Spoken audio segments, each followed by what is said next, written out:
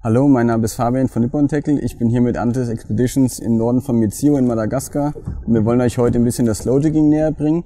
Wir haben die letzte Woche verschiedene Sachen ausprobiert. Ich zeige euch erstmal die 3 Routen, die ich dabei habe. Das eine ist hier eine Combo von Tailwalk mit der Elan White Power 2 und der neuen Slow Pitch Jerk 631. Das ist die leichteste oder eine der leichtesten aus der Serie bis 180 Gramm Jigs. Dann haben wir von Maxe noch eine Risky Player zusammen mit der passenden Multirolle, die geht bis 350 Gramm. Und noch ein Prototyp der neuen Rage-Rolle mit der Risky Player bis 700 Gramm für extrem tiefes Wasser oder auch wenn stärkere Gegner kommen, weil die hat auch eine Schnur PE4 drauf. Das Besondere beim Slow Jigging ist, dass die Aktion nicht über die Bewegung vom Arm in den Jig übertragen wird, sondern durch die sensiblen Spitzen. Die Slow Jigs sind anders als die Speed Jigs in der Regel auch Center Balance. Das heißt, die haben einen sehr mittleren Schwerpunkt, dass sobald die Jigs im Wasser sind und im freien Fall sich wie ein Blatt nach unten bewegen. Deswegen werden die klassischerweise auch mit Doppelhaken angeködert auf beiden Seiten. Ich habe hier von Fanfuck die passenden Haken, die schon fertig mit der Systline geriggt sind. Gibt es eine lange Version, die JL45 in jeweils 2 Größen und die kurze Version JST44. Und die Köder riggen wir jetzt und dann zeige ich euch, wie das mit dem Slow Jigging funktioniert. Okay, jetzt haben wir den Köder fertig geriggt und zeigen euch die Führungsvarianten. Grundsätzlich könnt ihr es so vorstellen, dass im Prinzip die Route eine Verlängerung von dem Arm ist und wie ein Uhrzeiger jetzt quasi auf 3 Uhr steht. Die höchste Bewegung wäre quasi 12 Uhr nach oben und 6 Uhr wäre dann steil nach unten. Und in der Regel beim Slow Jiggen bewegt man sich ungefähr quasi 2 Stunden hoch und 2 Stunden runter. Und bei dem klassischen Slow Pitch Jerk gibt es quasi einen Pitch pro Sekunde. Pitch bedeutet, die Route geht hoch. Und während die Route hochgeht, macht ihr eine halbe oder eine ganze Kurbelumdrehung, je nachdem, wie weit ihr den Jig animieren wollt. Und durch das Hochschnalzen hat quasi der Jig einen gewissen Spielraum, um im Wasser sich frei zu bewegen. Wir lassen ihn erstmal runter, wir haben ja ungefähr 35 Meter Wassertiefe. Und sobald wir unten angekommen sind, geht quasi die Route hoch. Eine Umdrehung und wieder runter und das quasi jede Sekunde ganz langsam. Und ihr seht in dem Moment, wo die Schnur quasi so nicht mehr gespannt ist, sondern so einen Schlagsam macht, in dem Moment schwebt der Jig frei nach oben und auch wieder frei runter.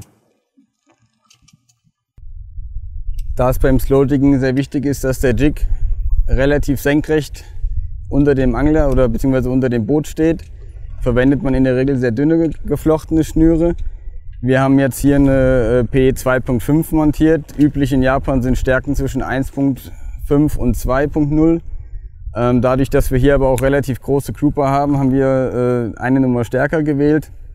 Und auch das Vorfach, was klassischerweise 40 oder 50 Lips beträgt, haben wir jetzt auf 80 Lips hochgeschraubt, weil wir gestern einen riesengroßen Grouper verloren haben nach einer halben Stunde Drill.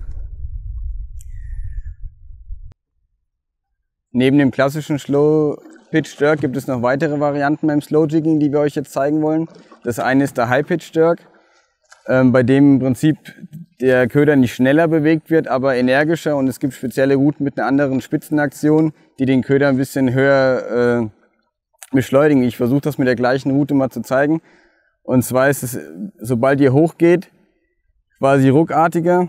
Dadurch habt ihr längere Zeit diese Slackline, wo der Köder sich frei bewegen kann. Es gibt auch spezielle Slow-Pitch-Köder, extra für dieses High-Pitching, die einfach eine andere Aktion unter Wasser haben. Also Ziel bei dem High-Pitch-Jerk ist, dass die Schnur eine längere Phase quasi der Schwerelosigkeit erzeugt. Wir möchten euch auch die dritte Variante zeigen, das nennt sich Long-Fall Jerk. Dabei bewegt ihr im Prinzip die Rutenspitze maximal nach oben und gebt dem Köder einfach einen längeren Zeitraum, um frei zu fallen. Es gibt auch spezielle Routen dafür, die sind teilweise bis zu 2,40 Meter lang. Dadurch, dass die sich im Drill aber sehr umständlich handeln lassen, geht das eigentlich mit den kurzen Routen genauso. Und zwar geht ihr maximal hoch und lasst dann den Köder fallen. Und sobald die Schnur wieder gespannt ist und der Köder unten ist, geht er wieder in die nächste Pitchphase nach oben. Insbesondere in den Abend- und Morgenstunden ist das sehr effektiv.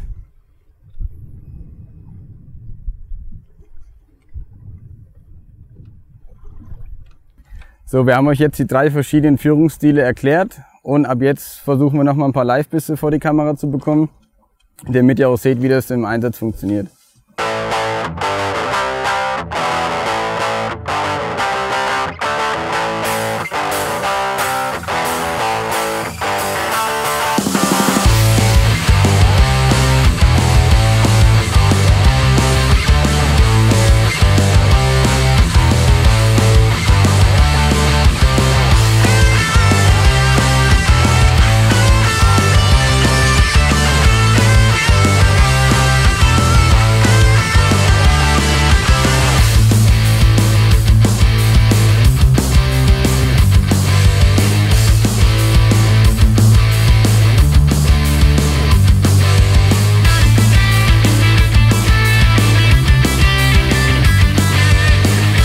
Slow jigging, slow fighting.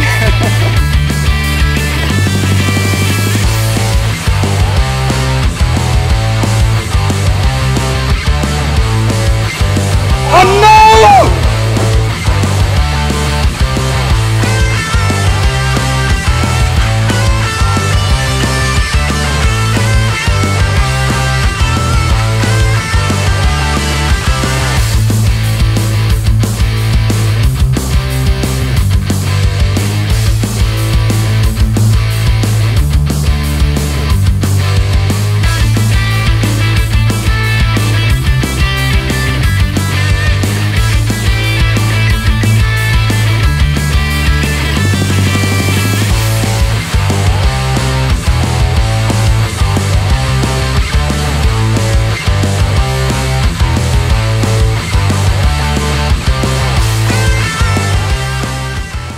Wir haben jetzt einen 250 Gramm Sig für Slow Jigging, sind auf 120 Meter Tiefe, haben vorhin schon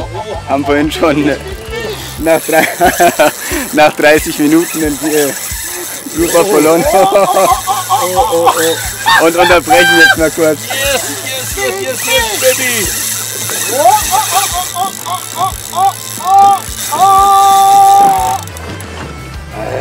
Langsam. Die Route nicht so hochziehen, sonst bricht die ab. Ja.